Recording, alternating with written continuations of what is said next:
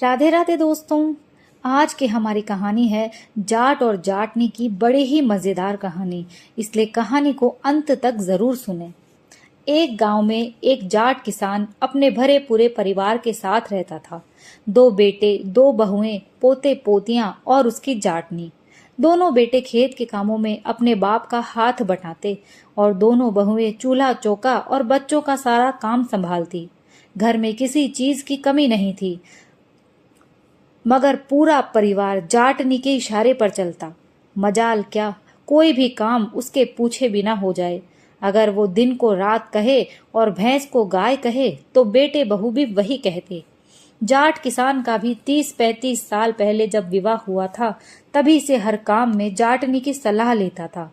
इसी के चलते आज तक जाटनी का रौब पूरे घर पर बना हुआ था। एक दिन की बात है कि एक महात्मा उस गांव में आए और दक्षिणा मांगते मांगते उसी जाट के घर के दरवाजे पर जा पहुंची। जाटनी तो घर पर नहीं थी, मगर एक बहू थी। बहू ने महात्मा को ना तो मुट्ठी 2 मुट्ठी आटा डाला और ना ही कुछ दान दक्षिणा दी। अब महात्मा को बड़ा गुस्सा आया। उनकी ऐसी शान तो पहली बार बिगड़ी थी।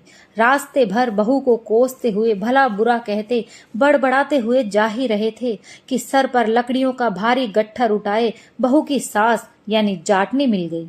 महात्मा उसको रोक कर कहने लगे, कैसी कुलच्छिणी बहू लाई हो जो हाथ की बजाय संतों को मुंह से जवाब देती है।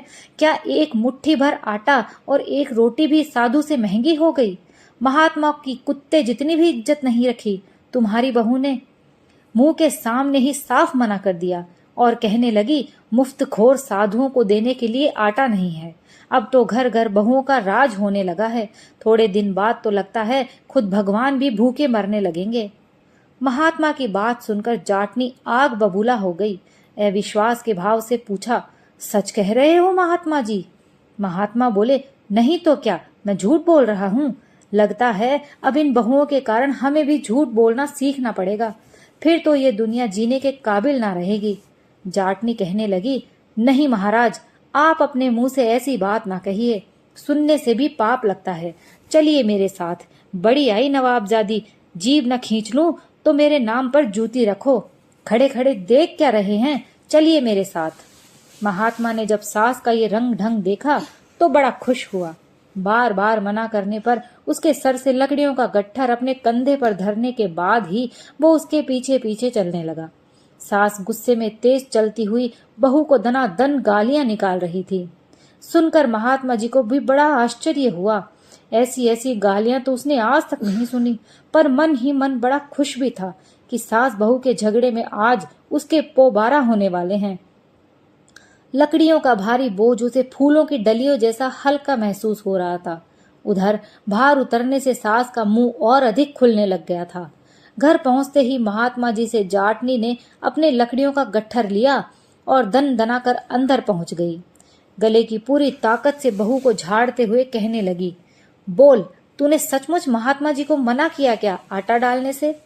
बहू अपराधी की भांति सास के सामने आकर खड़ी हो गई और धीरे से हामी भर ली।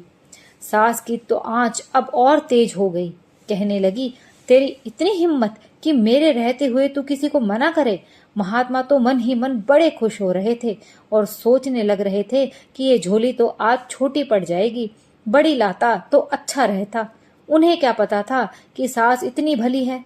उबलते हांडी के ढक्कन की तरह फटकर सास बाहर आई, मगर खाली हाथ गुस्से से।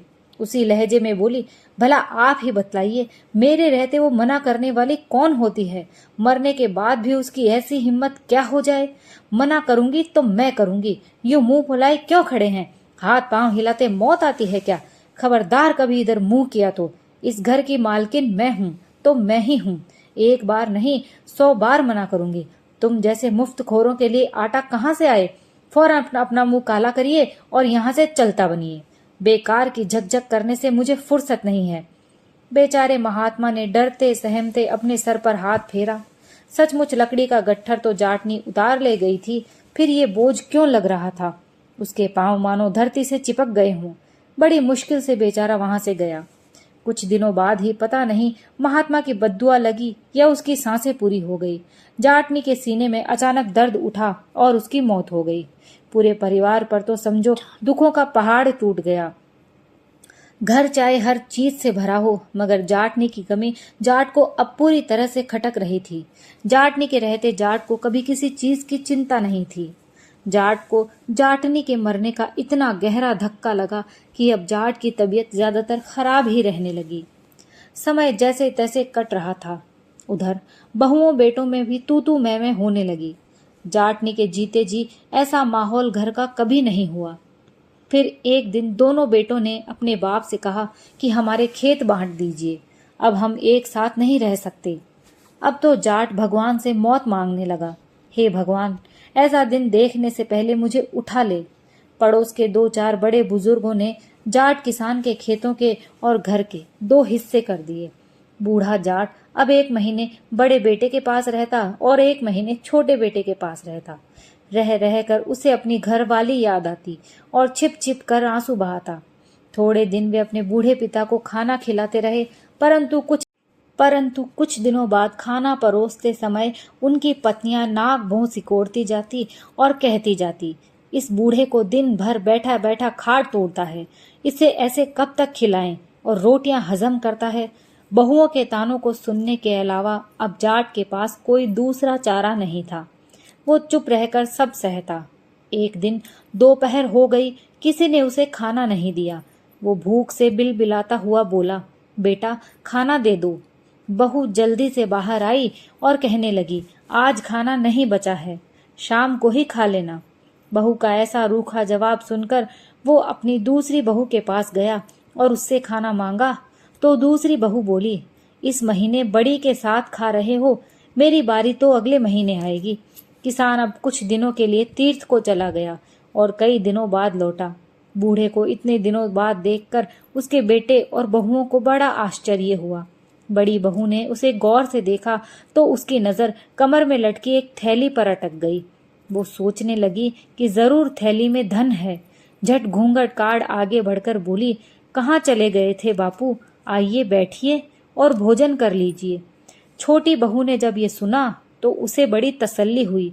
वो सोचने लगी, अच्छा हुआ मेरे घर आकर नहीं बैठे, वरना कौन करता इस बूढ़े की सेवा। छोटे बेटे की नजर थैली पर कुछ देर से पड़ी।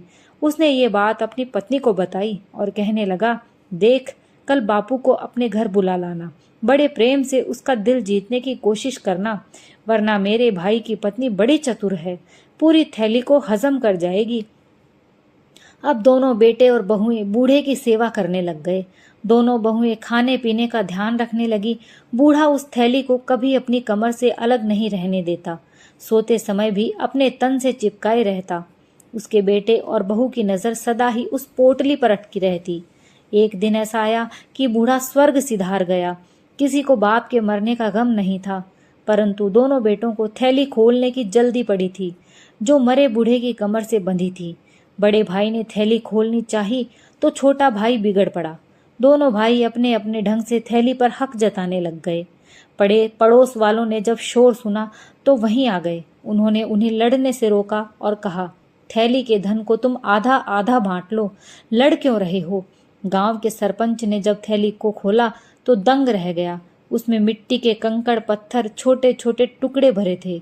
दोनों भाई और उनकी पत्नियां गांव वालों के सामने मुंह लटकाए खड़े थे और थैली में भरे उन कंकड़ पत्थरों को देख रहे थे। तभी गांव का मुखिया बोला, मूर्खों, तुम्हारा पिता एक अच्छा इंसान था, परंतु तुम्हारे दुर्व्यवहार ने उसे ये कपट भरी थैली बांधने को मजबूर कर दिया। तुमने जो बुरा व्यवहार उसके साथ किया था उसका फल तुम्हें जरूर मिलेगा। उठो, अपने पिता के अंतिम संस्कार की तैयारी करो। दोस्तों, ये कहानी यहीं समाप्त होती है।